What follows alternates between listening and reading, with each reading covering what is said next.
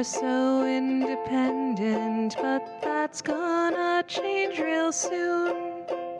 With my other voice, I will destroy this room. I'll wrap my voice around you, and I'll drag you everywhere. My other voice.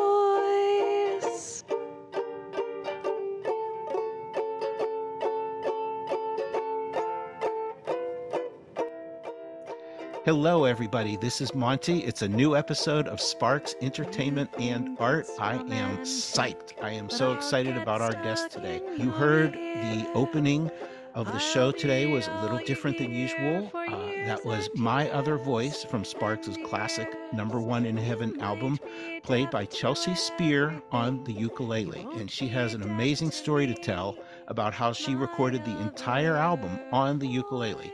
We'll talk about that. We'll talk about lots of other things, but let's get right to it. So let me introduce my guest, and Chelsea, welcome to the show. Monty, welcome to the show. It's a pleasure to see you. Well, it's great to have you. Let's get started. You're coming to Okay. us from Boston, a place where I've spent a good deal of time. Yep. And with that, why don't you tell us a little bit about your story? Give us your background a little bit, and we'll get into some music later. But let's hear about how you came to the ukulele, how you came to Sparks a little bit, and then we'll talk about the album a little bit. Sounds good. I had heard about them for decades. My friend Brad went to Berklee College of Music, and one time we were hanging out, and he had a copy of Indiscreet on him, and he showed me the cover art, and I said, "Wow, that looks great. I want to hear that." And we listened to it and a little bit of it, and I went to Newberry Comics, and the import at that point it was only available as an import, and it was pretty expensive. So I was like, at some point when I have money, I'm going to look into this. And then a couple of years later, my friend Katie, I met my friend Katie through LiveJournal, and she had as her avatar on there, she had the cover of Angst in My Pants, and I was like, that is the best thing I've ever seen in my life. I'm gonna check these guys out. And it was the same story, and I think I might have recognized them as like, oh, that's that band that Brad likes. And I went to Newberry Comics, and I went looking for a copy of their music, and they only had the Island records, and those were still pretty far out of my budget.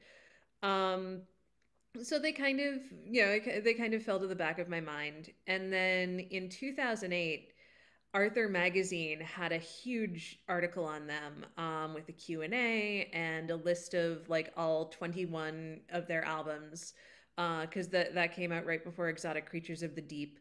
And it had like little mini reviews, and the interview with them was, and like reading about how funny and creative they were, inspired me to go looking for their work. And I went on to eMusic, which was a music retailer at that point. I couldn't find the Island records on that, but they had Number One in Heaven, and I remembered, oh, Number One in Heaven got a really good review in the art in that like huge Arthur article. I'm gonna get that. And I got it, and I knew it was gonna be a really special record. So I got it on a Saturday afternoon, and then the next day I went to the Public Garden in Boston, which is heaven. It's this beautiful little park. They have, they have a lot of different kinds of flowers. They have a lagoon in the middle. And I sat on the banks of the lagoon, and I listened to Number One in Heaven 3 or 4 times all the way through. And watching the swan boats, and like watching the tourists. And when I left, I was all in. They were my new favorite band. Mhm. Um, So why? What was it that resonated with you so deeply? the way that I describe that album to people is listening to it feels like you're sitting on a little black rain cloud, where it's, you've got the pastoral, like the layered vocals just sound very pastoral to me. The synths and the melodies are so ethereal, but then you've got like this live percussion that has this very, kind of, it sounds like It Sounds Like Rain, and then yeah, like you're listening to the lyrics and you're listening to this like very ethereal voice and these like kind of I don't want to these very cheeky kind of crass lines start coming out, and you're like that have this real contrast with the ethereality of the music. And so it's just I really love that push pull between the ethereality of the sound of the album and the kind of the double entendres and the kind of I don't want to say off color, like I'm making them sound much more vulgar than they are, but there is that sense of like um when I realized I just had this moment after the third or fourth listen where it hit me what Tryouts for the Human Race was about. Right, right. And I could not, and there was just this point where I couldn't stop laughing. I was like, this is great. They really, they kind of pulled a fast one on you because you're just lulled into how beautiful it is, and then it hits you like what this is about. Yeah. When I hear that album, one of the things that makes it so powerful to me is the live drumming. Oh yeah. I think even that contrast between like the very human qualities of the live drumming, and then the technological, like the sound of the future Yeah, with the synths. Like there's so much. I don't want to be all like, well, in conclusion, Sparks are a land of contrast. yeah. But there's definitely That is a very good point. That's a great way to put it. Yes. yeah. But it's just it's one of those, like, because there are so many contrasts, I think that's one of the things that keeps their music sounding fresh, where it's just you think you're going in for one thing and then it becomes another. And everybody has a personal way that they hear Sparks, which is so fascinating to me. Yeah, and I know we had talked about this a little bit offline, but about a year after the first time I heard Sparks, I was diagnosed with generalized anxiety disorder. And, it's just some people have diabetes, some people have asthma. I have anxiety. I understand. Yeah. And yeah, it's just, like I'm fairly open about it because it just, like it's just something I have to live with. And I had just gotten to a point where I had to deal with it before it dealt with me. And I went to, I went to a doctor's office that was around the corner from where I lived. And I met with this doctor who said in a very placid voice, "You have generalized anxiety disorder. Here are some options for you with how to treat it." And it wasn't a shock. It was, I just kind of had this like, oh, okay response. Like, all right, I had a feeling this was happening, and now I have to deal with it. And this was in 2009, and I had an iPod, and I just put the iPod on shuffle. And the first song that came on was My Other Voice. Hmm. And and I think that all of my interpretations of My Other Voice up until that point were like, this is a sinister boyfriend. This is a joke about that Ron is, like another time that Ron is making a joke about writing music and lyrics for Russell. This is, this is a joke about like the vocoder. Like there are any number of ways that you can interpret it. I But always heard it as a very sinister song. yeah, I heard it as a very sinister song too. And when I was walking home and I had, my anxiety diagnosis in the back of my head, there was this point when I couldn't, I had to stop and like laugh for a couple of Hmm. minutes because it's just, that song, the lyrics to that song sound the way that my anxiety feels. Mm. And in that moment, I went from, Sparks are incredible. They're definitely one of my top 10 favorite bands, to I will follow these men into battle because they helped me laugh at this thing that was, very scary. Well, what an amazing connection, and thank you so much for sharing that. Of And course. but that is a great segue also to Sparks, Yeah. to Number One in Heaven, because Yeah. you talked about My Other Voice. We heard it. It's such a beautiful way to start the show. It's such a beautiful interpretation, but it's probably the only one I've ever heard on ukulele. So let's Yeah. talk about what led you to record it and the album on ukulele. Okay, so I have to first. I'll give you the very short version of how I came to the ukulele. I did a service year with AmeriCorps. I think it was 2014, 2015, so about 10 years ago. And a lot of my habits, a lot of my hobbies up till that point were a little more on the expensive side. I was like knitting a lot. and you're doing a lot of yarn craft, which actually also comes into play with this album, but we can get to that in a second. And so I was looking for something that was less expensive that I could do. And I had gotten a ukulele. I'd gotten like a cheap Mahalo ukulele at a Yankee Swap the previous Christmas, and I just kept looking at it going, what am I going to do with this? And I took a couple of lessons with the local ukulele player.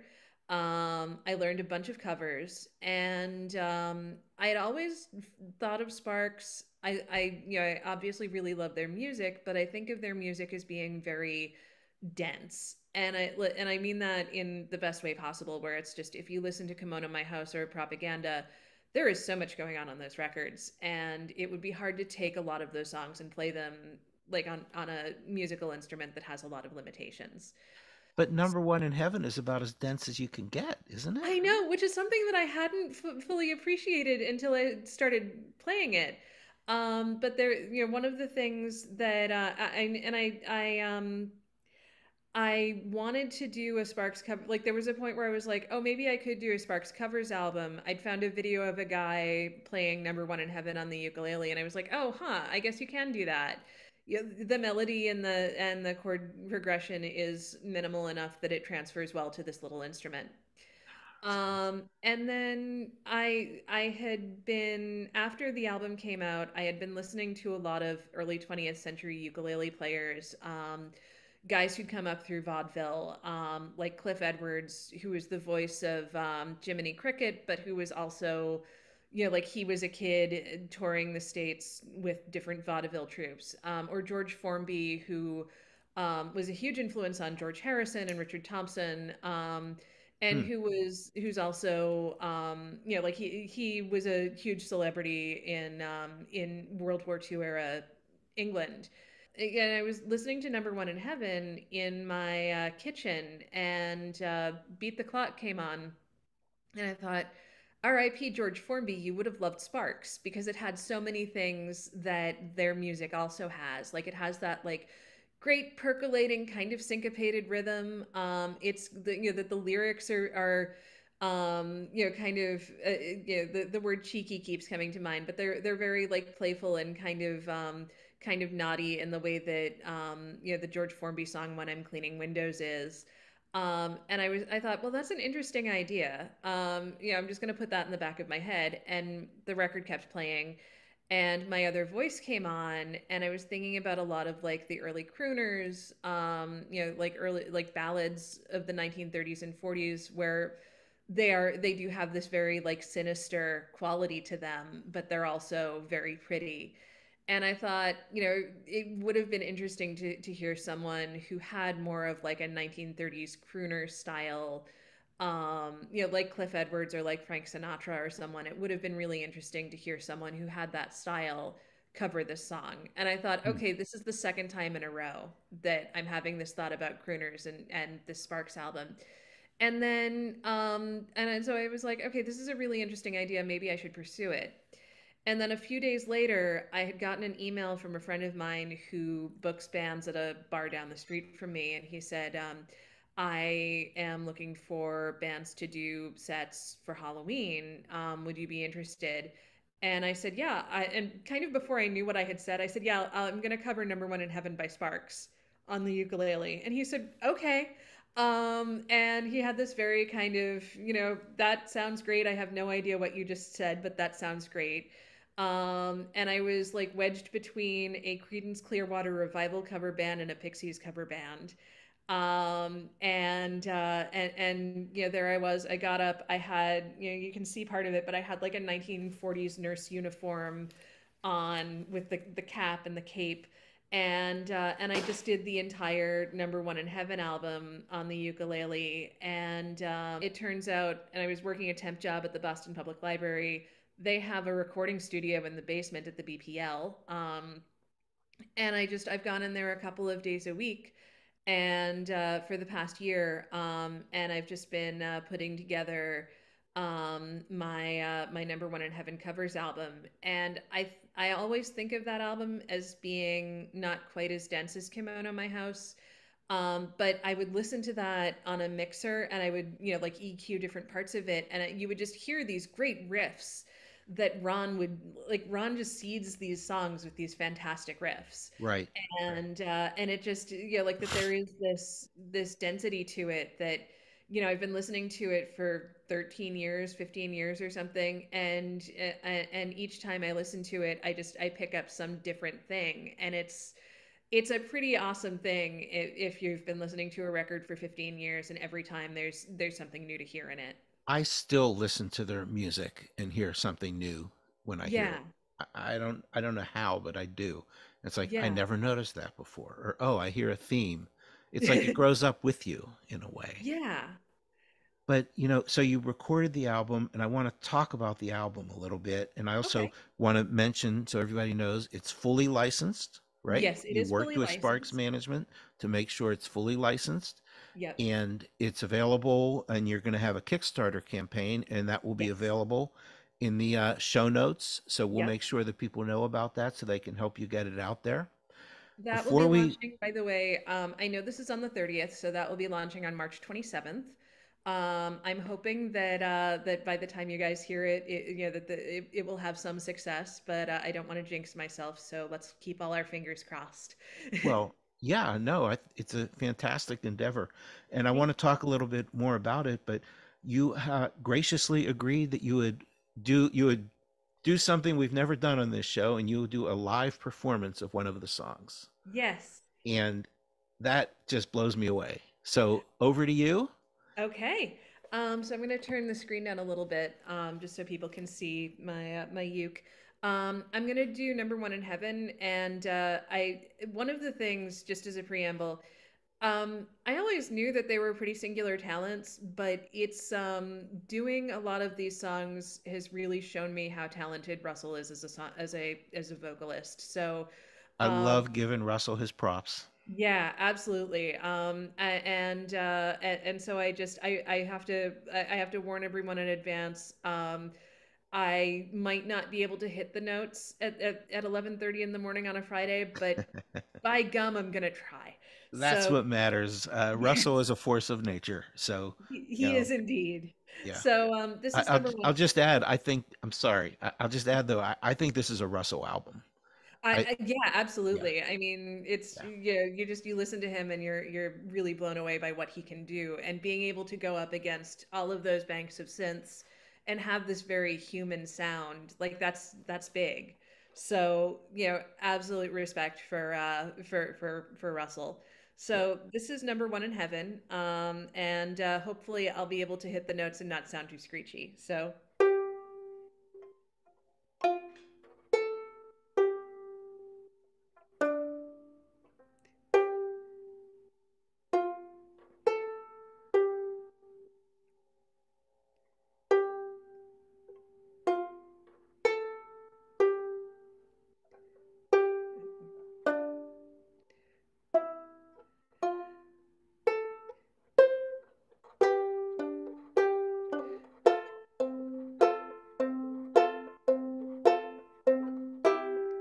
this is the number one song in heaven, written, of course, by the mightiest hand. All of the angels are sheep in the fold of their master. They always follow the master and his plan.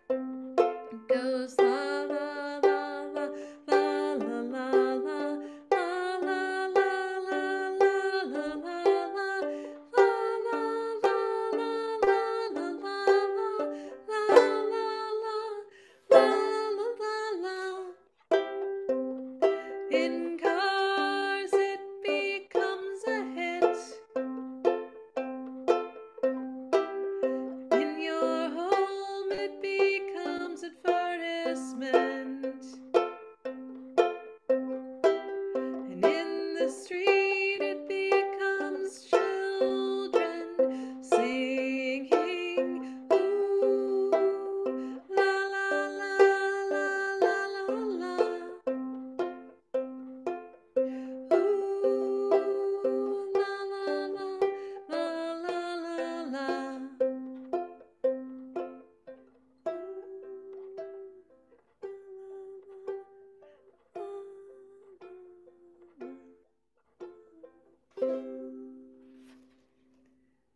that's amazing.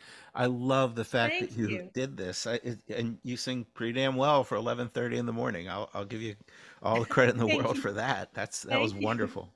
Um, it's so wonderful because I do think of it as a very dense album, at Yeah. least as I hear it. And you broke it down to its elemental structure and just Yeah. interpreted it on your instrument, which is so beautiful. Thank you. Yeah, and I think that one of the fun things too has been like going through and finding different parts of it and like teaching myself to play well that part I'm feeling a little clumsy, but being able to like play it through and find the different little riffs. Like I love the build at the end of that song where you hear it starts out like on one verse you hear a C note and then you hear like a little GCG and then it just builds into this like really lovely arpeggio at the end, Mhm. and it sneaks up on you, and it's really really lovely to hear the ways that they are able to create something that has so much going on, but you don't hear all of it at once. It feels like this infinite box of Cracker Jacks where you just keep going in and pulling out different treats. Well, let's talk about the album a little bit Okay. because clearly you took it very seriously. You worked very hard on this. So Yeah. let's let people know about the album and how they'll be able to get it and what you hope to achieve with the campaign. And Yeah. then we have a special treat lined up for folks to end the show. So over to you, Okay. and let's hear about So, this album. all right. So, Number One in Heaven is starring Travels with Brindle. I have very jokingly been describing it as music that you can Lindy Hop to. And I wanted to teach myself how to record and mix and arrange music. I also wanted to, like, this album is very handmade, so the front cover, the back cover, the liner, there's like a lot of this is like hand drawn, or I'll be right back. I just have to pull something off my mantle. Hang on just a second. I didn't feel comfortable doing the sexy model pose from the cover of the album, and it also wouldn't have worked because the album is set in the 1940s, or the way that I'm doing this is very 1940s. But I crocheted a little. This is a doll that, Oh, that is fantastic. yeah, and we have her posed on the cover to look like, when you see the cover, she's posed, like it looks like it's in the back of it's a diorama that's supposed to look like it's in the back of a 1940s ambulance. Uh, so there's that, and the rear cover has embroidery on it that one of my friends made. So I really wanted to like put listeners in the mood of like you're listening to something that was made by hand. It's great. And It's great. yeah, and so I wanted to, teach myself to record and arrange. I wanted to teach myself how to work with, like libraries are kind of at a flashpoint right now in the culture. Like in terms of budgets and in terms of book banning and a lot of other things. And I wanted to show people one of the many things you could do at your local library is you can record an album. It's possible. Ah, it's And great. so with this crowdfunding campaign, I'm hoping to raise $5,000. But I got a grant to cover the licensing, which I just got. And to cover the mastering and to cover a couple of other things. And so this is mostly for getting the cover art laid out, hiring a publicist, getting a website made, and making a music video for Tryouts for the Human Race, that is inspired by, again, early 20th century, early sound comedies, that I think people will be really into. It opened on March 27th. It'll be closing within 30 days, so April 26th is the last day to pledge. And I'm hoping to release this over the summer, probably early August. And I'm also hoping to do some shows in the greater Boston area, with some friends of mine who are swing dancers. You've got to let me know. about the shows. Absolutely. You've Everyone got to is going let to me know know. about this. Yes. I mean, That's that is, I love everything you're saying. And the real message for people is that the work doesn't stop when the recording stops. There's a lot of no. effort, but it's clearly a labor of love for you. And you Yes, clearly love what you're doing. And thank you so much for sharing of your music course. with us. Yeah. There is a song that has, it's a recent Spark song that immediately shot to the level of classic. Everybody seems to have embraced this song, including yours truly. And Chelsea, you agreed so kindly to close us out with a ukulele version of this song. So over to Yes. you. And All well, right. that's it. Over to you. All right. So this is called All That. I covered this for a charity single in 2021. There's a food bank right around the corner from me, and I thought this would be a fun song to cover. And it's still up. It's licensed. We're all good. But I when I got the invite to do this show, I decided this was something I really had to do. So this is called well, this is All That. So it's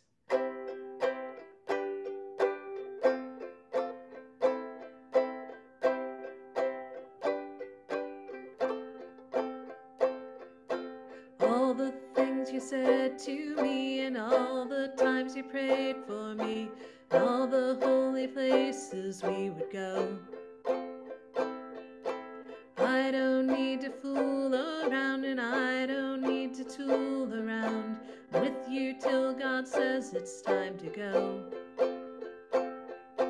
Others may have so much more to say. Each street we walk on's Les Champs-Élysées. All that we've done, we've lost, we've won. All that and more. All that we've seen, we've heard, we've dreamed. All that and more. All the smiles and all the frowns and all the ups and all the downs and all the fears that you would soon be gone. You ignore my gaping flaws, and I see you and I'm in awe. Look outside, it's very nearly dawn. Can't believe my luck in meeting you. Hey, help me out, I can't find my left shoe. All that we've done, we've lost, we've won. All that and more. All that we've seen, we've heard, we've dreamed. All that and more. All that we've done, we've lost, we've won. All that and more. All that we've seen, we've heard, we've dreamed. All that, thanks for the loan.